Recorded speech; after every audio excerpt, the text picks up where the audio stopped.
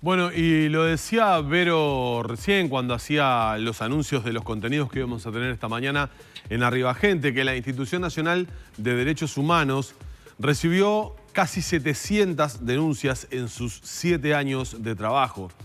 El Ministerio del Interior es el organismo que ha sido más denunciado y el colectivo, el grupo, el segmento de niñas, niños y adolescentes fue aquel colectivo a donde se han destinado mayor cantidad de resoluciones. Bueno, los detalles de este trabajo, que esto es apenas en forma muy sucinta algo de eso, los vamos a conversar entonces a partir de este momento con el director de la Institución Nacional de Derechos Humanos, Juan Faropa, quien nos acompaña esta mañana. Juan, buen día. ¿Qué tal? Buen día. Además, si no recuerdo mal, los 7 años has estado en la institución. Sí, sí.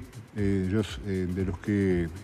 El primer consejo, el único que fui reelecto fui yo para la segunda etapa de la institución. Así que sí, efectivamente, desde el 22 de junio del 2012, que es cuando comenzó a funcionar la institución. ¿Qué es lo que abarca este compendio?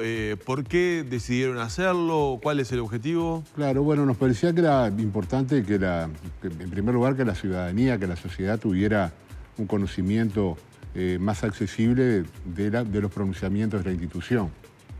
También los medios de comunicación, el sistema político, la academia, que bueno, que se conozca un poco cómo piensa la institución sobre determinados temas, cómo hay opiniones que se reiteran y que lo que pretenden es, bueno, dar orientaciones al Estado para generar política pública en determinados asuntos. Puede haber alguna denuncia por un caso muy puntual y que no recibís más una denuncia por esa situación. Hay otras que se reiteran y que te van marcando determinado tipo de tendencias que justamente, como te decía, ¿no? Lo que pretenden es colaborar, porque esa es la función esencial de la Institución de Derechos Humanos, colaborar con que el Estado cumpla con sus obligaciones en materia de derechos humanos. Cada una de estas 651 denuncias, por llamarlo de alguna manera, que se recibieron, ¿tienen un correlato de recomendaciones? ¿Hay también 651 recomendaciones? A ver, pues, un detalle. Sí, por favor. Se recibieron se realizaron muchas más intervenciones que las que terminan en una resolución. Estas son las resoluciones. O sea, estas son las resoluciones. Sí, en los informes anuales surge, se ha superado largamente la cifra de 1000 casos entre consultas, cuando una persona viene a presentar una denuncia y realmente la institución no es competente porque no hay un organismo del Estado involucrado o porque está ya en sede judicial y nosotros no podemos intervenir, etcétera, etcétera. Entonces, en principio te decía que estamos hablando de las denuncias que terminan en una resolución de la institución, que puede ser una resolución con recomendaciones. Se dice, bueno, para la institución el Estado vulneró, en este caso, tal y cual es derecho. Bueno, se le recomienda tal cosa. Pueden ser resoluciones de no vulneración, es decir, después de analizados los hechos, el Estado no vulneró los derechos humanos según se había denunciado.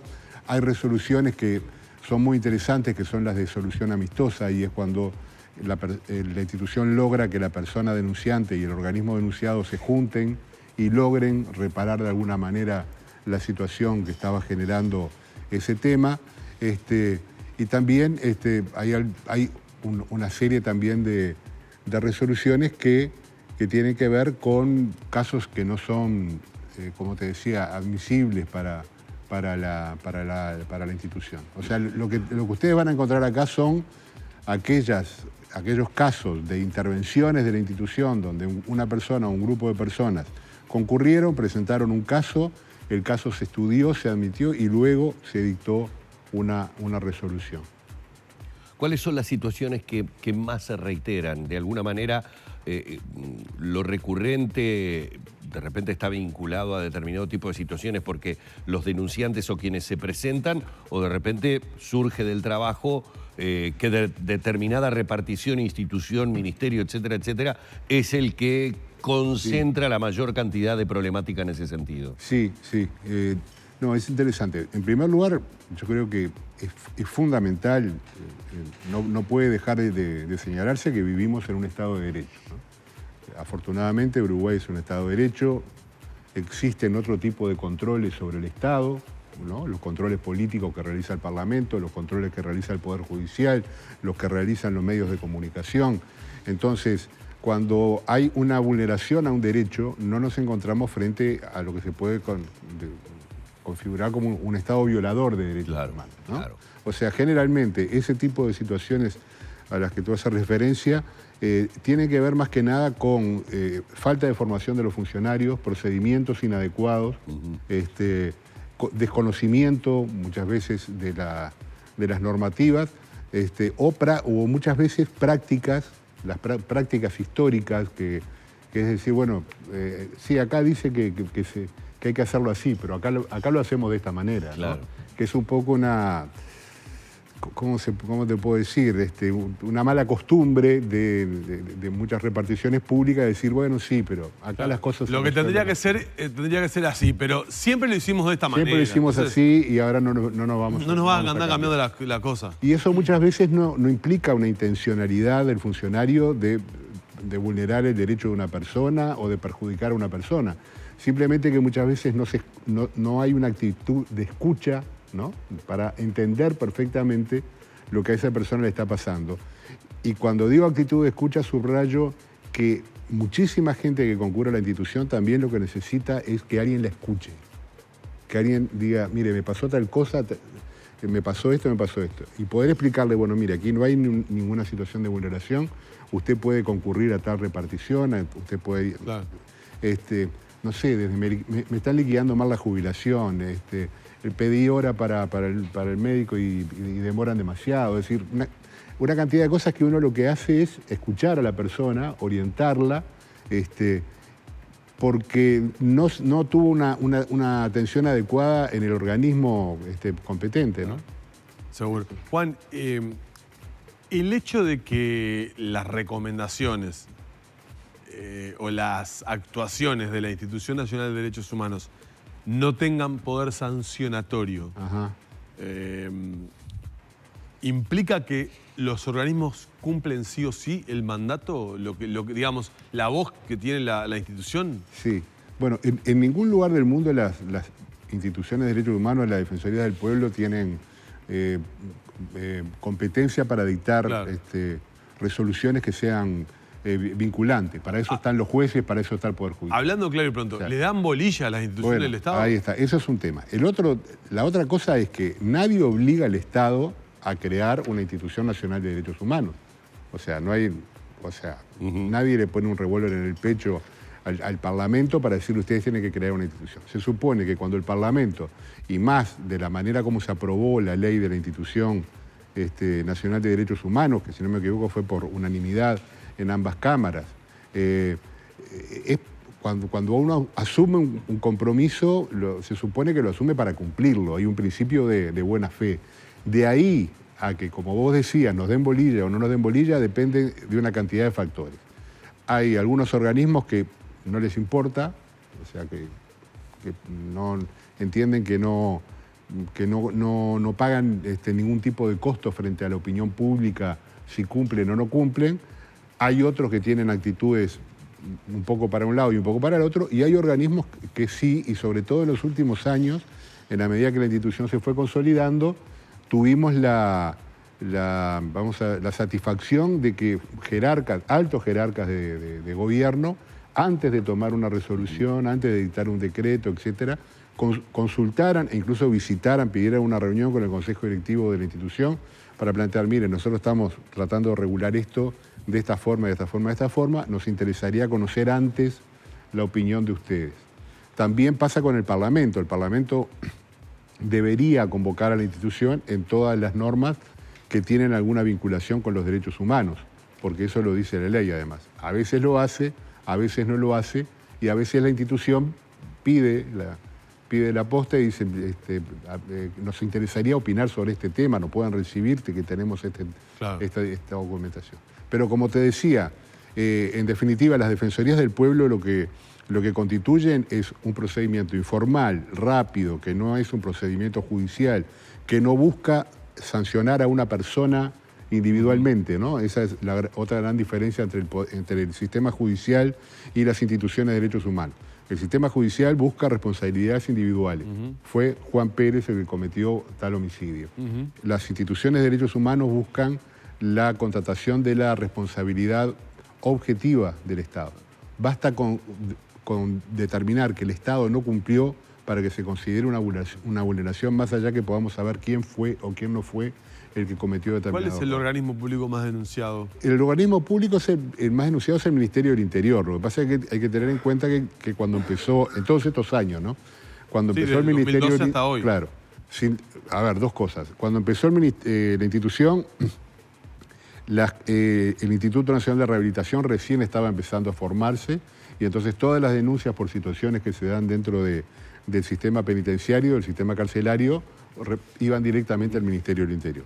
Por otro lado, encontramos también que en el Ministerio del Interior hay situaciones que tienen que ver con la situación de los propios funcionarios que hacen un reclamo por un tema que tiene que ver con horas de trabajo, etcétera, etcétera.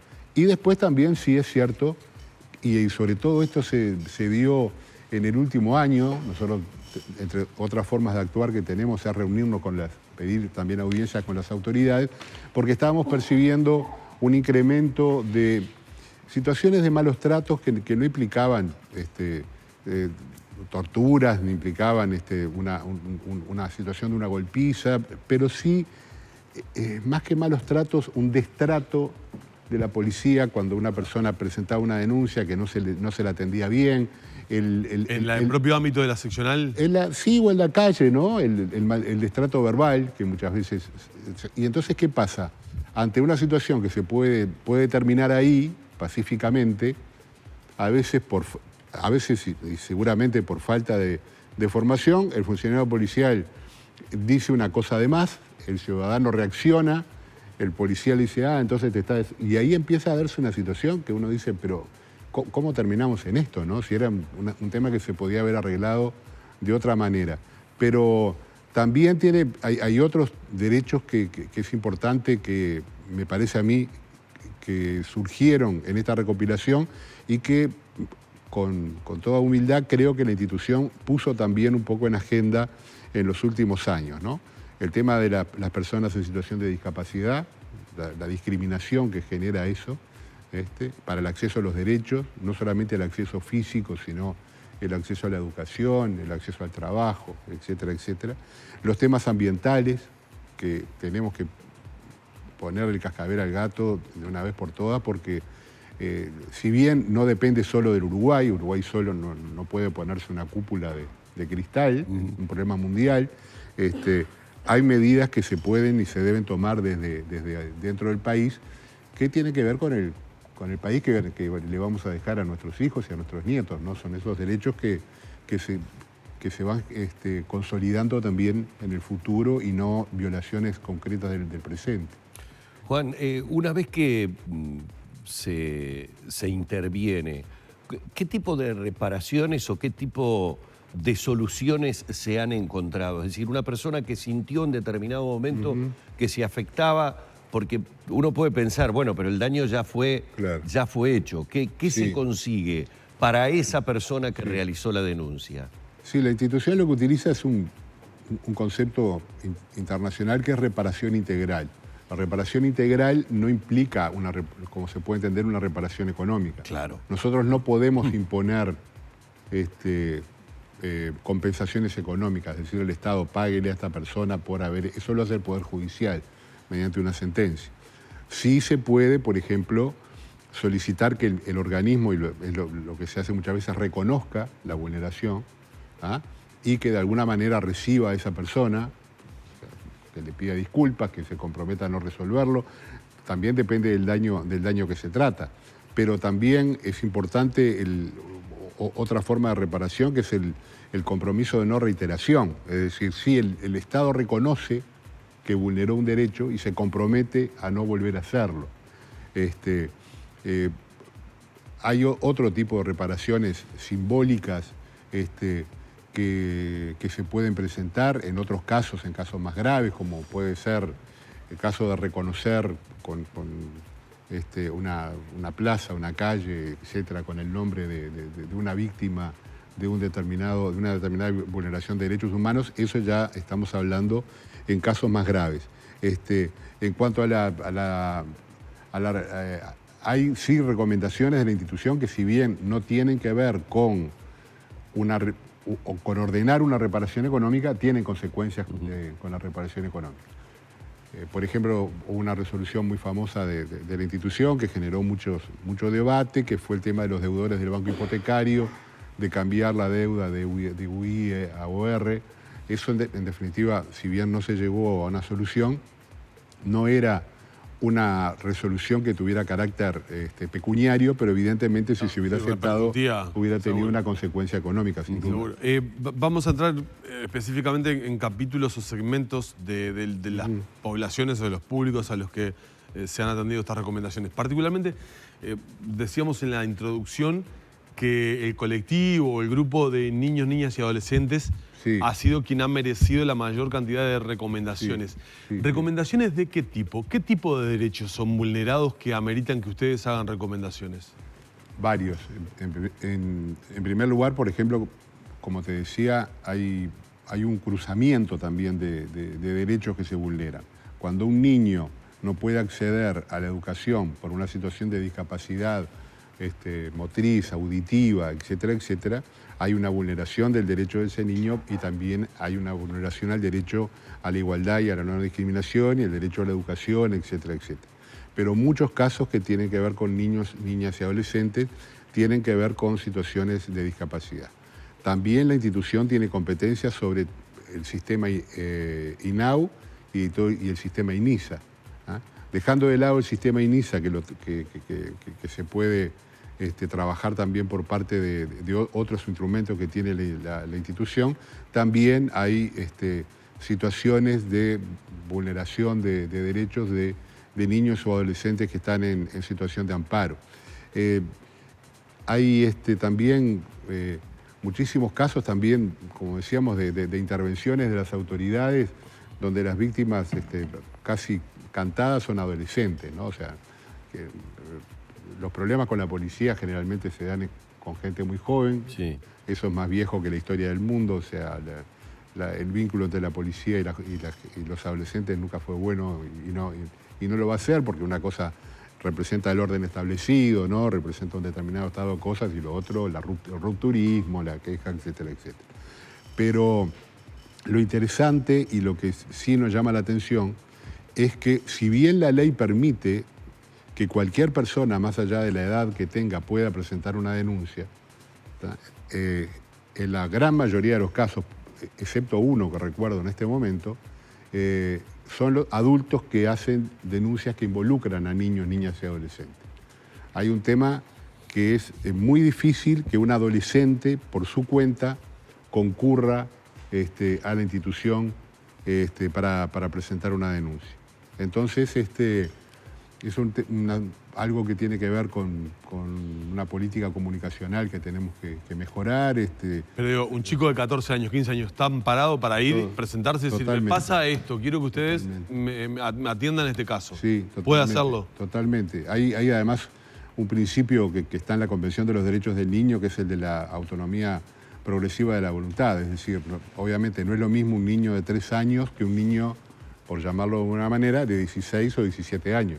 Si bien, de acuerdo a la Convención, son niños, porque son menores de 18 años, evidentemente el grado de evolución, de desarrollo, claro, es mucho más importante. Es muy difícil que un niño de 3 o 4 años vaya a golpear la puerta a presentar una denuncia, pero no imposible, ¿no? Juan, hay otro capítulo que uno ve y que rompe los ojos, que hay vulneraciones de derechos, con el capítulo de salud mental, ¿no? Bueno, ese es un capítulo enorme, tremendo, también, tremendo, y que no se circunscribe solo a lo que podamos ver o sentir de lo que sucede o en el Vilar de Bo o en las colonias psiquiátricas, ¿no? Sí. Recientemente también la ley de salud mental le asignó competencias nuevas a la institución, que es el seguimiento de todas las internaciones que se dan En el caso de adultos, solo aquellas que son involuntarias, o sea, las que son por orden judicial, y en el caso de menores de 18 años, todas, las voluntarias y las involuntarias. Y ahí lo que nosotros encontramos es una de las cosas más complejas que encontramos, es que muchas veces una persona, puede ser un adulto, pero fundamentalmente un chico, un adolescente, por disposición médica es internado en un determinado centro de salud por un tema de sufrimiento mental. Las autoridades del centro de salud le otorgan el alta, pero luego, para que ese muchacho pueda salir realmente, se necesita la autorización judicial. Entonces, muchas veces se demoran meses en disponerse la salida de esa persona de esa clínica de salud, de ese centro de salud, lo cual es una barbaridad, pues una persona que no tiene que estar ahí y que lamentablemente puede generarle realmente una recaída en su... Bueno, hemos visto casos de chicos que lamentablemente se han quitado la vida en algunos de estos centros teniendo ya la alta médica, ¿no? Sí, lamentablemente hay situaciones que se dan de ese tipo, sí. Pero en el tema de salud mental, además, hay que tener en cuenta que Uruguay eligió como un modelo que tiene que terminar en unos 5 años de desarrollarse, de desmanicomialización, es decir, de cerrar las grandes colonias, los grandes pabellones, ¿no? Y buscar que el mismo sistema de salud tenga áreas en hospitales públicos o en sanatorios privados destinados a personas que tengan que estar internadas por un tema de salud mental. Ahora, eso es un desafío muy grande porque el tema es cómo el Estado le va a dar seguimiento a estas personas que ya no van a estar... Claro. Solo las colonias psiquiátricas deben tener unos 700 pacientes.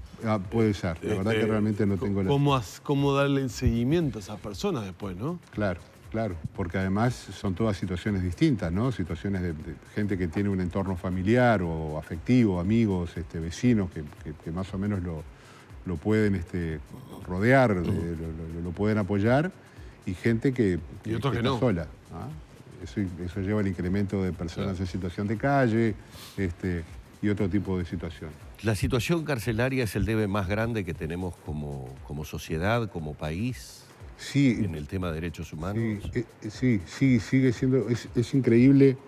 Bueno, por eso digo, vamos a ver, considerando los derechos clásicos, la privación de libertad, sí, sin duda, a pesar de que Uruguay es uno de los países con la tasa de prisionización más grande de la región. O sea, Uruguay no es un país que tenga muchos presos, que tenga pocos presos.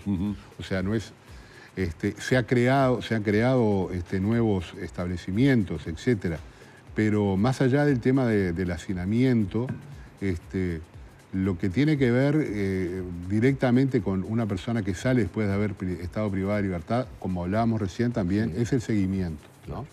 Es decir, los países más modernos hacen el egreso de la privación de libertad en etapas, ¿no? De una cárcel, esa persona va privada de libertad, pero a una casa más pequeña.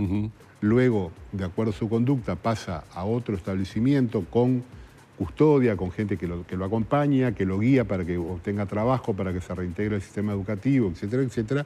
Y cuando ya la persona de alguna manera tiene sus recursos propios o tiene el apoyo de otras instituciones del Estado, el Estado cesa su intervención y esa persona recupera absolutamente la libertad.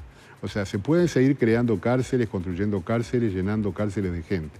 Pero si no hay un trabajo específico para las personas que salen de la cárcel, la reincidencia va a seguir manteniéndose en los niveles que tiene ahora.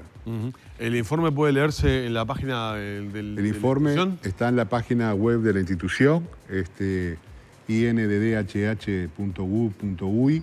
Hay que entrar por donde dice denuncias y ahí se encuentran todas las resoluciones. Después, bueno, también hay una edición en papel que se agotó el otro día, el día que hicimos la presentación. Estamos haciendo una nueva impresión.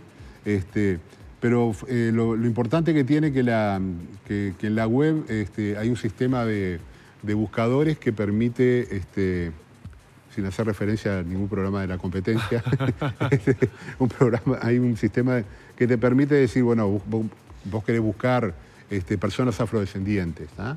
Y ahí aparece... Pinchás ahí, te aparecen todas las resoluciones de la institución que tienen con vulneración de derecho a la discriminación, por ejemplo. Y si en el cierre, si un televidente hoy está mirando y dice, bueno, yo siento que tal situación tiene que ser denunciada, ¿a dónde voy? ¿Cómo llamo? ¿Qué hago? Pues, en primer lugar, bueno, puede llamar por el 1948, es bien fácil porque es el año que se aprobó la Declaración Universal de los Derechos Humanos. El 1948 lo puede hacer por vía telefónica, por correo electrónico, denuncias@inddhh.gu.uy, puede enviar un correo electrónico. Puede entrar a la página web también, donde puede realizar el trámite en línea.